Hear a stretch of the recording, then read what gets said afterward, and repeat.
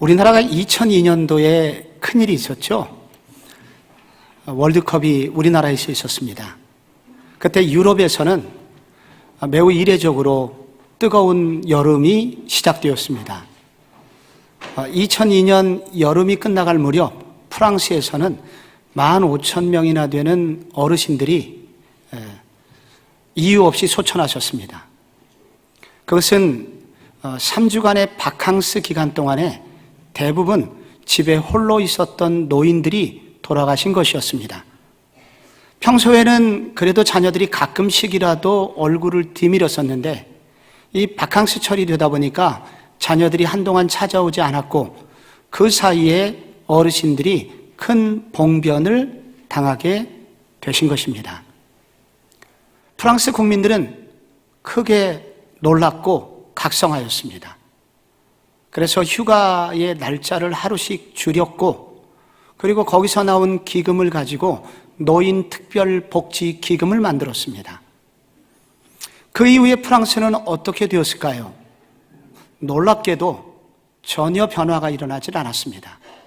여전히 바캉스철에 노인들은 예년과 똑같은 비율로 돌아가시고 있습니다. 좋은 제도를 만든다고 해서 그리고 많은 돈을 투자한다고 해서 이 노인 복지의 문제가 해결되지 않는다는 것을 보여주고 있는 신뢰라고 할 수가 있습니다. 이것은 비단 한 나라와 혹은 한 시대의 문제는 아닙니다. 인류 역사 이래로 이와 같은 어르신들의 문제는 계속되어 왔기에 오래전 헬라 철학의 한 분파인 스토아 철학자들은 우리 인간에게 하나님이 주신 최고의 선물은 이성인데 가장 이성적인 인간은 부모를 가장 잘 공경하는 사람이라고 가르쳤습니다. 그리고 공자는 인륜의 출발점이 바로 부모 공경에 있다고 가르쳤습니다.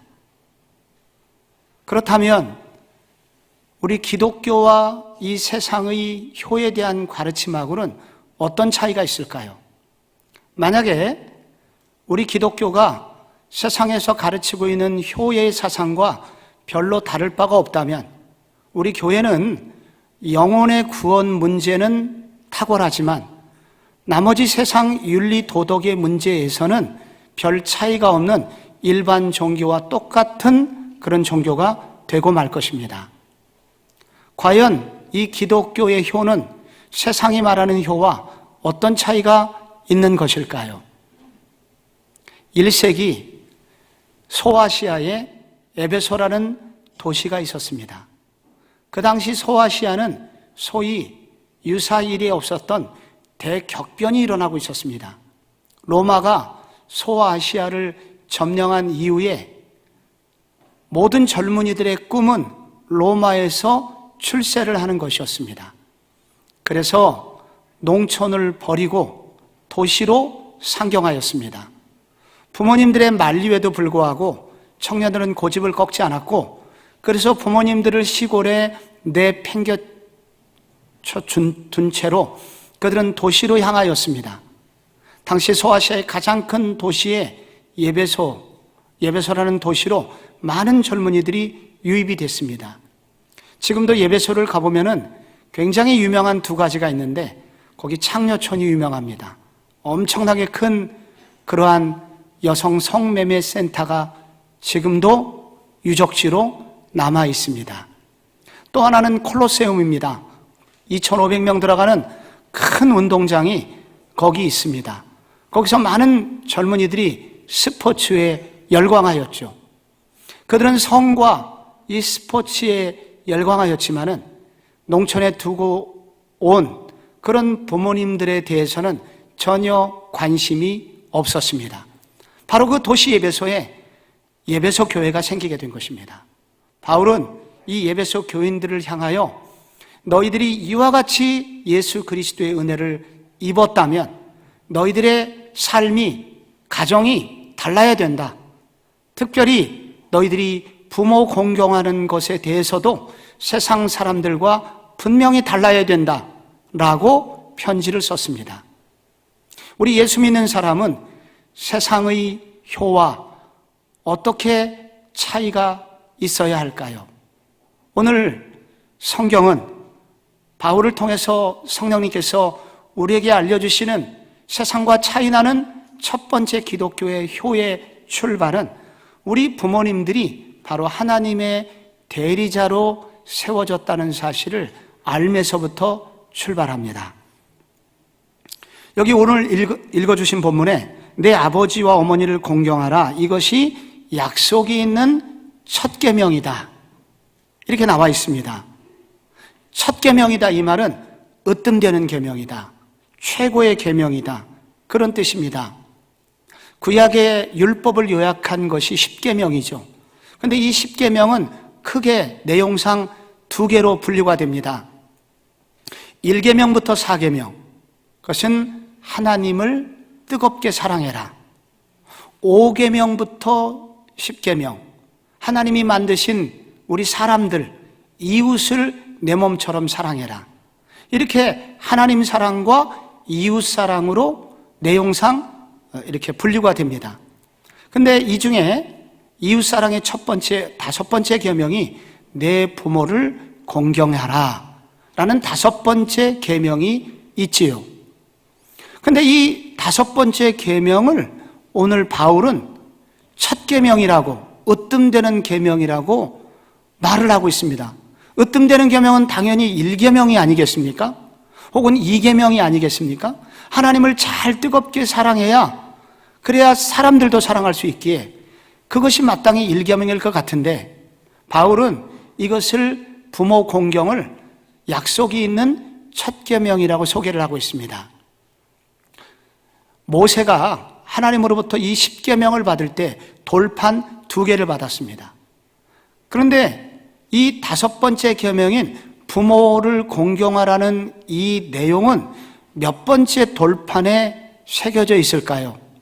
내용상으로 보면 두 번째 계명에 기록이 되어 있어야 됩니다만 실제적으로는 첫 번째 돌판에 기록이 되어 있습니다. 그래서 1계명부터 5계명까지 마지막 내 부모를 공경하라 하는 것이 바로 돌판의 첫 번째 기록이 되어 있고, 나머지 살인하지 말라부터 두 번째 계명에 기록이 되어 있는 것입니다. 이 내 부모를 공경하라고 하는 다음 그림, 이것은 결국 이 다섯 번째 계명은 바로 이 이웃을 사랑하라고 하는 계명과 연결해 주는 접촉점이 됩니다.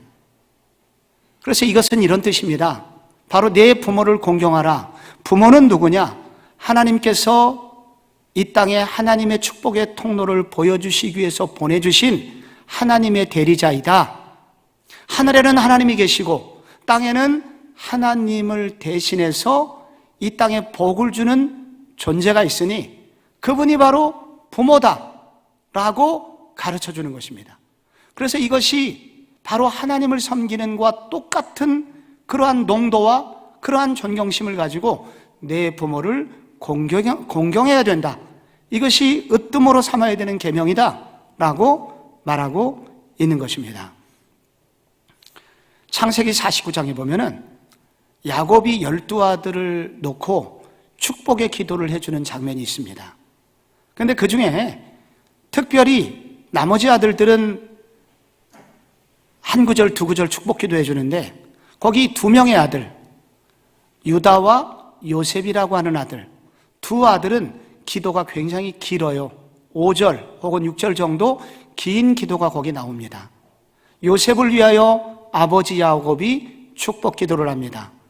요셉은 샘 곁의 무성한 가지가 되어서 그 가지가 담을 뛰어넘게 하옵소서, 이렇게 축복 기도를 해줍니다. 요셉이 어떻게 됐습니까? 그는 자기 민족의 담을 뛰어넘어서 애굽에 오게 되었고, 그리고 애굽에서도 국무총리가 되었고, 기근을 만났을 때 그의 지혜를 통해서 아프리카에, 그리고 고대 중동아시아에 있는 많은 나라들에게 기근의 문제를 해결해 주는, 담을 뛰어넘어서 하나님의 축복을 드러내는 그런 사람으로 쓰임을 받았죠. 아버지 야곱의 기도가 그대로 응답이 된 것입니다. 네 번째, 야곱을 위해서, 유다를 위해서 축복 기도를 해줍니다. 이 유다의 족속의 후예들은 사자 새끼로다. 밀림의 왕이 사자 아니겠습니까? 바로 유다 민족으로부터 왕이 태어날 것을 말하고 있는 것입니다. 결국은 여러분, 이 유다 지파의 후손 중에 다윗 왕이 태어나게 되었고, 결국은 후에 메시아 예수 그리스도도 바로 유다의 계보를 통해서 오게 된 것입니다. 성경을 읽어보면은 야곱은 그렇게 존경받을 만한 인물은 아닌 것 같아요. 그런데 놀랍게 이 야곱이 기도한 것이 그대로 두 아들에게 이루어졌고, 그리고 자세히 읽어보면 나머지 10명의 아들의 인생에서도 그의 후손들에게 그대로 이루어지게 됩니다. 이게 무엇을 말씀할까요? 우리에게 주신 아버지는 바로 하나님께서 이 땅에 축복의 통로로, 하나님의 대리자로 이 땅에 세워진 존재라는 것입니다. 그분이 하나님의 대리자의 역할을 잘 감당할 때 그의 자녀들에게 하나님의 축복이 그대로 임하게 된다는 것입니다. 여러분, 구약 성경에서 불효자에 대한 구절들이 나옵니다. 신명기 27장 16절에 보면은 그의 부모를 경홀히 여기는 자는 저주를 받을 것이라 할 것이요 모든 백성은 아멘할지니라. 우리는 보통 어떤 구절에 아멘합니까? 복이 되라, 그리고 복을 받아라, 이런 구절에는 아멘하지만은 이런 구절은 잘 아멘하지 않죠. 그러나 구약 이스라엘 백성들에게 하나님께서는 그들을 산에 세워놓고 이런 구절들을 할 때마다, 저주를 받으라 하는 때마다 아멘, 아멘하게 했습니다. 그러므로 여러분도 이 구절을 읽을 때 아멘 하셔야 돼요. 그 부모를 경홀히 여기는 자는 저주를 받을 것이라. 아멘. 이렇게 아멘을 해야 됩니다. 아멘할지니라. 왜 이렇게 충격적인 방법으로 이렇게 깨우쳐 주셨을까요? 잠언 20장 20절에 보면은 자기의 아비나 어미를 저주하는 자는 그의 등불이 흑암 중에 꺼짐을 당하리라. 흑암의 인생을 살고 그리고 꺼질랑말랑 한 그러한 촛불처럼 그런 인생을 희미하게 살다가 결국은 마지막에 꺼진다는 거예요. 무섭습니다. 왜 이렇게 무서울까요? 그것은 부모는 곧 하나님의 대리자이기 때문에 부모를 경홀히 여기거나 무시하는 자는 결국 하나님 자신을 무시하는 것처럼 하나님께서 여기셨기 때문입니다. 오늘날 우리가 사는 시대는 자식이 우상인 시대가 됐습니다. 자식이 아프면 무엇이든지 하고, 그리고 자식이 좋은 길이 열릴 것 같으면 얼마든지 투자를 하여 자식을 그쪽으로 보내는 그런 시대가 되었습니다. 자식은 그야말로 우상입니다. 왜 그렇게 하나요? 자식이 희망이기 때문입니다. 이 자식이 잘 돼야 우리 자식이, 우리 가문이 잘 된다고 믿기 때문입니다. 그런데 성경은 이렇게 말합니다. 자식만이 희망이 아니다. 이 자식보다 앞선 희망이 있다. 그것이 바로 부모라는 것입니다. 부모가 바로 하나님의 대리자요, 하나님의 축복의 통로이기 때문에 이 부모의 축복의 문이 막히게 되면 아무리 자녀들이 열심히 살아도 그 하나님의 축복이 흘러들어오지 않기에 진짜 희망은 부모이다 라고 성경은 말하고 있습니다. 우리 교회에 많은 어르신들이 계십니다. 이 어르신들이 계시기에 우리 교회가 복을 받았고 지금도 복을 받고 있는 것입니다. 그런데 요즘 우리 교회가 힘이 듭니다. 영적으로 많이 힘들어요. 왜 힘이 드냐면은 우리 교회 5층에 70세 이상이 되신 모세 어르신들이 모여 있었었고, 그리고 4층에는 70세 이상의 할머니들이 거기 모여서 예배하시고 기도하시고 교제하셨었습니다. 그런데 코로나19가 오면서 이런 모든 모임들이 중단되었고, 그러다 보니 우리 어르신들이 함께 모여서 기도하는 은혜가 중단되게 되었고, 그러다 보니 그동안 위에서 떨어졌던 축복의 방울들이 중단되게 되었고, 그래서 오늘 이렇게 힘듭니다. 코로나19가 빨리 끝나야 됩니다. 다른 일들 때문에도 빨리 끝나야 되지만은 우리 교회가 살기 위해서 빨리 끝나야 됩니다. 우리 어르신들이 다시 모여 함께 예배하고 기도하고, 그리고 두 손 들어 후손들을 축복할 때 우리 교회도 복을 받고 우리 교회의 모든 속한 권속들도 축복을 받을 것이기에 하나님의 대리자로 세우신 이 부모님들이, 이 영적인 어르신들이 속히 돌아와 기도할 수 있게 하옵소서. 우리 모두의 기도 제목이 되기를 바랍니다. 여러분의 가정에 또한 기도 제목이 되시기를 바랍니다. 여러분, 믿는 자녀들은 세상과 차이나는 부모 공경이 있어야 됩니다. 어떻게 가능할까요? 둘째로 순종과 더불어 공경으로 부모를 섬겨야 합니다. 여기 두 구절 중에 1절에 자녀들아 주 안에서 너희 부모에게 순종하라 이것이 옳으니라. 이게 순종이란 단어가 나옵니다. 이 순종이란 단어는 무슨 뜻이냐? 응답해라, 그런 뜻입니다. 사도행전 12장 13절에 베드로가 감옥에서 나와서 어느 집에 문을 두드리죠. 그때 베드로가 대문을 두드린데 로데라 하는 여자아이가 영접하러 나왔습니다. 이때 영접하다는 단어가 있습니다. 이 단어가 순종하다는 단어하고 같은 헬라어 단어를 썼습니다. 그래서 여러분, 로데라는 계집아이가 지금 뭘 하고 있습니까? 베드로가 똑똑똑 문을 두드리니까 누구세요? 라고 문을 열어주면서 이렇게 대꾸를 하는 거, 이것이 바로 순종이라는 것입니다. 그래서 부모에게 순종해라 하는 것은 다른 뜻이 아니라 부모가 무엇을 물었을 때 대답을 하라는 것입니다. 부모가 무슨 뜻이냐고, 혹은 무슨 일이 일어났냐고, 그리고 무엇을 원하느냐고 이렇게 하라고 말을 할 때 여러분이 제때 대답하는 것, 이것이 바로 순종하는 것이며 이것이 바로 효도의 첫걸음이라고 하는 것입니다. 그런데 요즘 많은 자녀들이 불효를 범하고 있어요. 한 5번쯤 불러야 내다보고 밥을 먹습니다. 속이 터집니다. 점점 불효자가 늘어나고 있는 것 같아요. 그런데 효도는 어려운 게 아니다. 부모의 물음에 대하여 응답하는 것이다. 빨리 응답하는 것이다.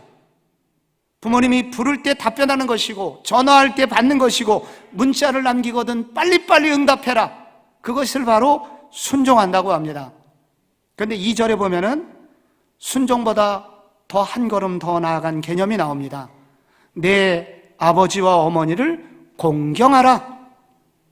이 공경하라는 헬라어 단어를 영어 성경에는 이렇게 번역했습니다. 아너, 아시죠? 존경하라는 것입니다. 존경. 그래서 이 존경하다라고 하는 이 단어는 보석을 대하듯 하라는 단어 뜻입니다. 단어 뜻이 보석을 대하듯 매우 가치 있는 대상을 향하여 마음을 다하여 그렇게 존중하는 태도, 이것을 바로 공경이라고 합니다. 그래서 순종이 행동을 강조한 그런 뜻이라면 공격인 내적인 태도를 강조하는 단어입니다. 그러니 행동으로뿐 아니라 마음으로까지 부모님을 존경해라. 그리고 존경심과 친밀함을 가지고 부모님을 섬겨라. 순종을 넘어 존중, 공경의 자세까지 섬기는 것이 바로 그리스도인의 마땅한 부모 공경이라는 것입니다. 이게 공경이 무슨 뜻일까? 저는 얼마 전 설교를 준비하다가 오래전 영국 던디라는 한 그 도시의 애쉬 루디 병원 노인 병동에서 초라하게 돌아가신 어느 할머니의 주머니에서 나온 쪽지 한 장이 있었는데, 그 쪽지를 읽고 간호사들이 많이 깨달은 이후에 많은 사람에게 소개가 돼서 유명해진 한 글을 읽으면서 저도 공경이 뭔지를 깊이 생각하게 되었습니다. 여러분, 이 쪽지에 써 있는 이 할머니의 이런 고백을 여러분도 한번 들어보시면서 공경이란 뭔가 한 번쯤 생각해 보시기 바랍니다. 간호사 아가씨들, 당신들 눈에는 누가 보이나요? 그다지 현명하지도 않고 성질머리 까다로운, 눈초리마다 흐리멍덩한 할머니로 보일 테죠.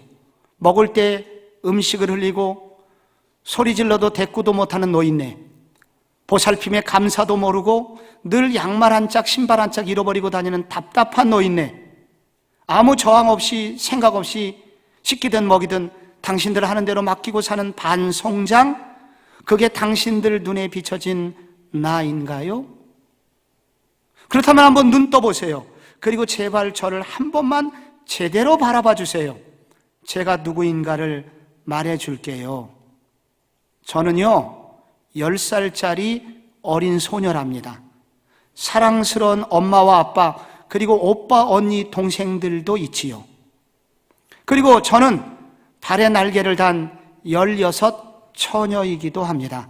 곧 사랑하는 사람을 만날 꿈을 꾸고 있지요.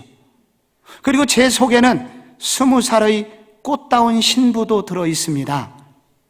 그리고 아이를 품에 안은 25의 엄마도 제 안에 있습니다.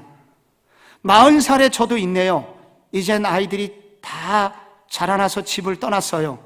제 아내는 다시금 무릎 위에 아가들을 안고 있는 50살의 할머니도 있습니다. 사랑스러운 손주들과 나 행복한 할머니입니다. 제 아이들은 자기 아기들을 키우느라고 정신이 없답니다. 그래서 저는 예전에 그들과 나누었던 사랑을 되새기고 있습니다. 하지만 아시나요? 제 늙어버린 몸뚱이 안에는 아직도 16 처녀가 있다는 것을, 20살 신부가 있다는 것을, 25 아기 엄마가 있고 50살의 부모로서의 내가 있다는 것을 아시나요? 그러니 간호사 아가씨들, 이제 눈을 떠보세요. 그리고 저를 좀 바라보세요. 겉으로 보이는 괴팍한 할망구 말고 자세히 좀 봐주세요.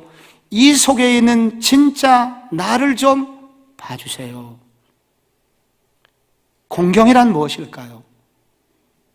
부모님을 지금 현재 있는 그 모습 그대로만 보는 것이 아니라 오래전부터 그렇게 이 어머니 속에, 이 아버지 속에는 그런 이와 같은 역사가 있었다는 것, 그 부모님 속에는 눈물겨운 사랑의 계단들이 있었다는 것, 그런 것들을 깊이 생각하고 부모님들을 마음으로 하나가 되려고 할 때, 부모님들과 하나가 되려고 할 때, 그때 부모 공경은 시작될 수 있습니다.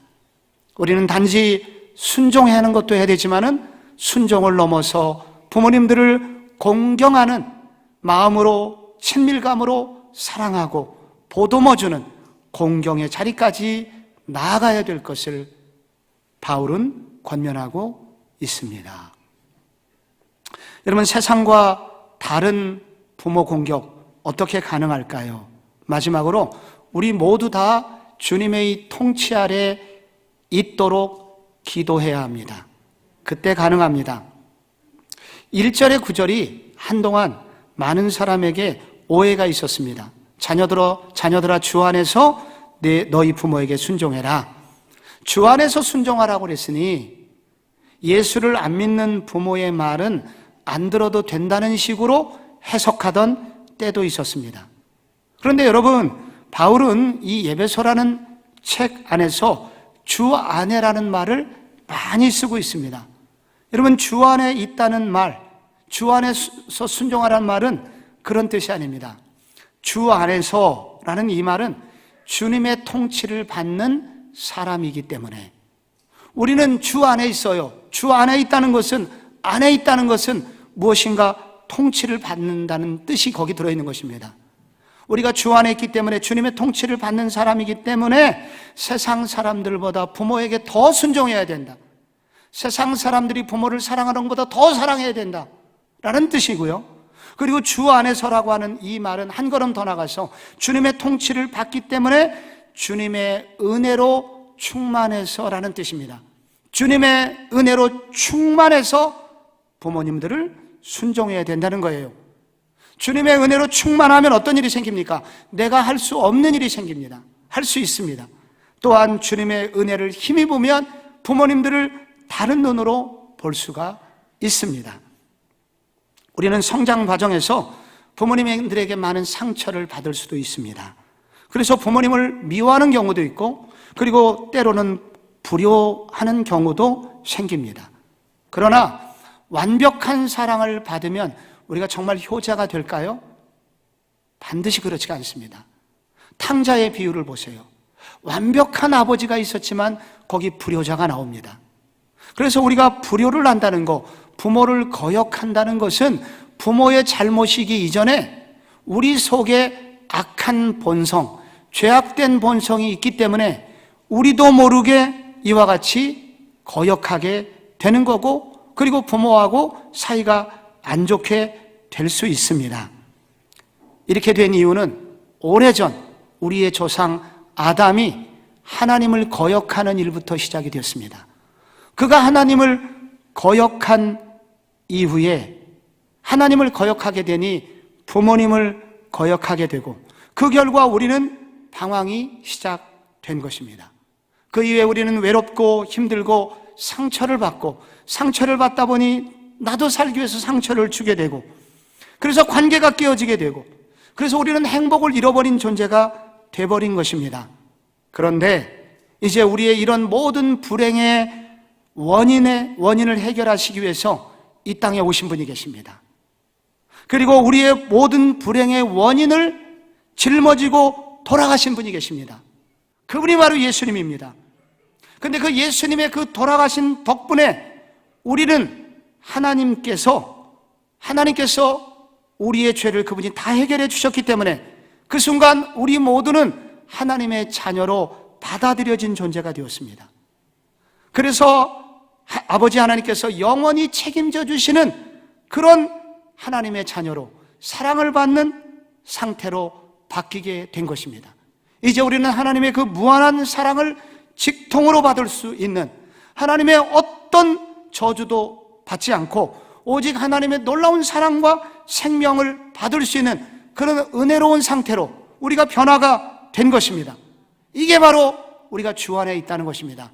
우리가 하나님의 자녀가 되었기 때문에, 예수님의 은혜로 우리가 거듭나서 하나님의 사랑을 받는 자녀가 되었기 때문에 우리가 이런 은혜 안에 있다는 것을 확인하고, 그리고 이런 은혜로 충만하게 되면 우리도 모르는 사이에 사랑을 할 수 있게 되는데, 그 중에 부모님을 사랑하고 존중하는 일도 할 수 있게 된다는 것입니다.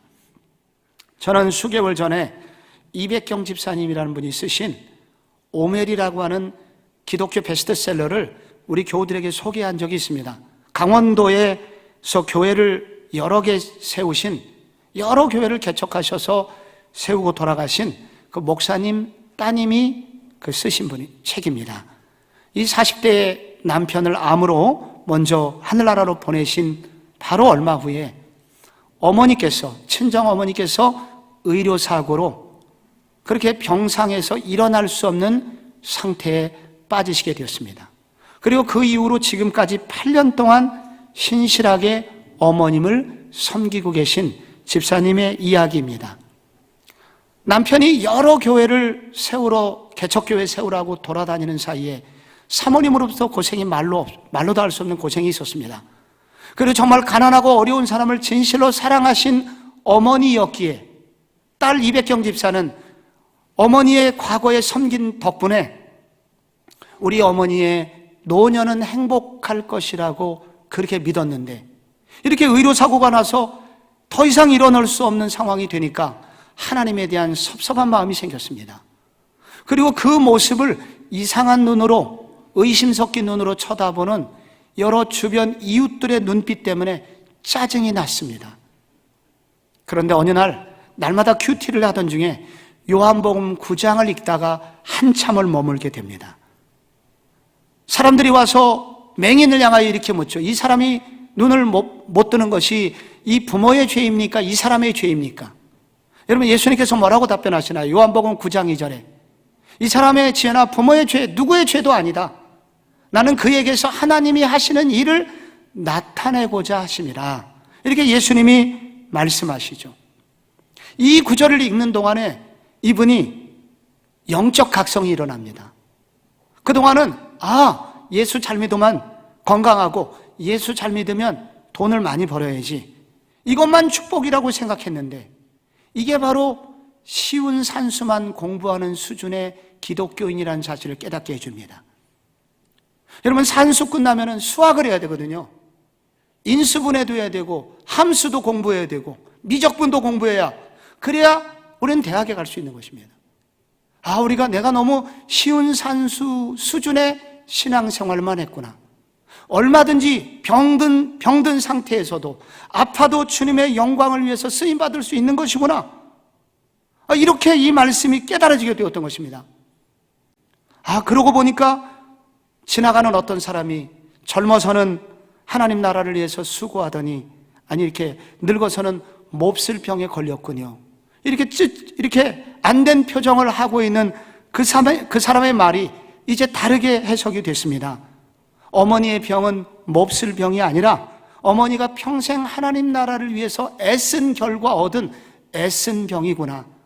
그래서 어머니의 병명이 몹쓸 병에서 애쓴 병으로 바꿔서 보는 눈빛이 생기게 됐다고 그래요. 젊어서는 잘 나가더니 아파도 자식이 이렇게 돌봐주는 거 보니 정말 복을 받으신 늙은이야. 그런 노인이야. 이렇게 사람들이 알아주게 될 것을 기대하는 눈빛이 생기게 되었다는 것입니다. 병든 어머니를 향한 시각이 완전히 바뀌게 됐습니다. 이 말씀을 통해서 이 집사님이 은혜를 받게 되고, 은혜를 받으니 기도가 회복이 되고, 기도하다 보니 찬송이 나오고, 그러다 보니 어머니와 함께 그렇게 즐거움 속에서 행복하게 살게 되고, 그리고 그러다 보니 주변에 돕는 사람들도 생기게 되고, 여러 도움의 손길을 통해서 이분은 하루하루 천국 같은 가정 속에서 살고 있다고 고백을 하시게 되었습니다. 우리가 주님의 통치 아래 있어야 됩니다. 주 안에 있어야 돼요. 우리가 주 안에 있을 때, 우리가 주님 안에 머물러 있을 때 우리는 진정한 부모 공경이 가능하다는 것입니다. 내 인간적인 노력도 열심히 해야 되지만, 그러나 진짜 공경의 자리까지 나아가려면 내 안에 주님의 통치하심이 임하게 될 때, 주 안에 머물러 있을 때 이런 일도 가능하다는 것입니다. 믿지 않는 부모님이 계시다면 그럼 어떻게 해야 될까요? 이 원문의 순서는 순종하라가 먼저 나오고 너희 부모를 주 안에서 이렇게 나옵니다.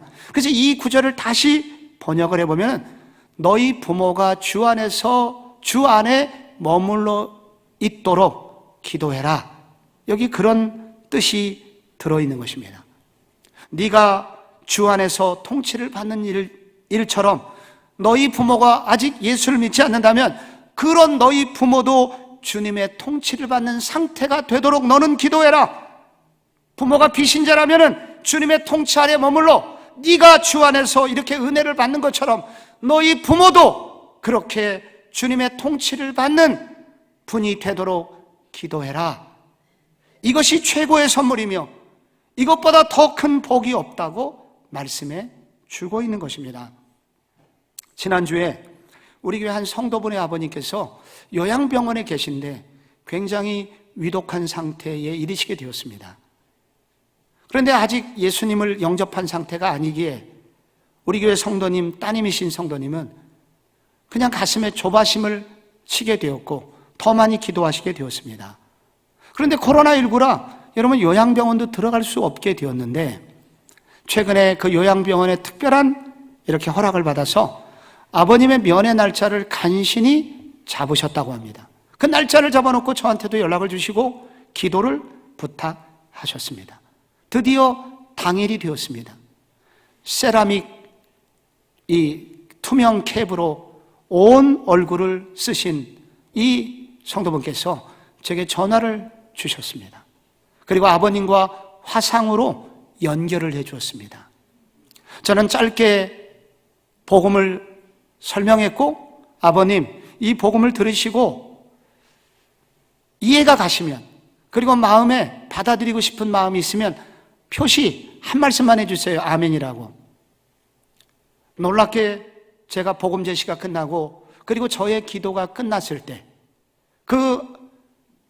정말 다 돌아가실 것 같은, 의식조차 없을 것 같은 그 할아버지의 입에서 또렷하게 아멘이라고 제 귀에 들리게 되었습니다. 그 순간 따님도 울었고, 그리고 그 옆에 함께 오신 사위분도 울었고, 저도 울었습니다. 저는 그 전화를 끊고 나서 어떻게 이런 기적 같은 일이 생기게 되었을까? 평생 예수를 안 믿는 이분이 이게 지금 의식도 없는 상황에서 어떻게 저렇게 아멘할 수 있었을까? 제 마음속에 두 가지가 떠올랐습니다. 하나는 이런 아버님을 위한 오랜 따님의 기도가 있었구나. 오랫동안 아버님의 영혼 구원을 위해서 기도하고 주님 그렇게 기회를 달라고 기도했던 따님의 기도가 있었구나. 하나가 생각이 났고요. 또 하나는 아버님이 기다리고 계셨구나. 예전에는 내가 안 믿겠다고 그렇게 강하게 말했었지만은 내가 요양병원에서 죽음을 앞두고 있다 보니까 나에게 정말로 딸이 믿는 하나님이 필요하구나. 그래서 이제는 좀 복음을 전해줬으면 좋겠다. 기다리고 계셨던 거예요. 그러니까 기도 끝나자마자 아멘 그러셨지. 이것이 단순간에 될 일이 아니지 않습니까? 우리 성경 우리가 믿는 그대로 사도행전 16장 31절에 주 예수를 믿으라 그리하면 너와 네 집이 구원을 받으리라. 그랬는데 여기 주 예수를 믿으라라는 이 단어는 현재형이란 말이에요. 이 말은 한 번만 그렇게 하라는 것이 아니라, 한 번만 믿으라는 게 아니라 계속 믿으라는 단어고, 이 말은 믿지 않는 가족이 있을 때 한 번만 기도하지 말고 쉬지 말고 기도하라는 거예요. 지금도 기도하라는 거예요. 기도를 쉬지 말고 전도를 쉬지 마라. 그렇게 믿으라. 그리하면 너와 내 집이 구원을 받으리라. 하나님을 대리자로 인정하시는 가정 되시기 바랍니다. 부모님들에게 순종을 너무 공경하시기 바랍니다. 그리고 주님의 통치 아래 모든 가족 식구들이 주님의 통치 아래 머물게 하소서, 주 안에 있게 하소서, 그렇게 기도하시기 바랍니다. 이렇게 될 때 하나님이 주시는 복이 있어요. 땅에서 잘 되고 장수하리라. 잘 된다는 것은 축복된 삶을 산다는 것이고, 장수한다는 것은 하나님이 그 사람에게 주시기로 한 수명대로 산다는 거예요. 룻기에 나오는 룻처럼 시어머니 나오미를 극진히 섬겼을 때 보아스가 나타났고 다윗 왕의 할머니가 된 것처럼 이런 복을 받는 가문이 되어라. 세상과 차이가 나는 부모 공경을 통하여 모든 가정이 이런 축복을 누리시기를 축원합니다.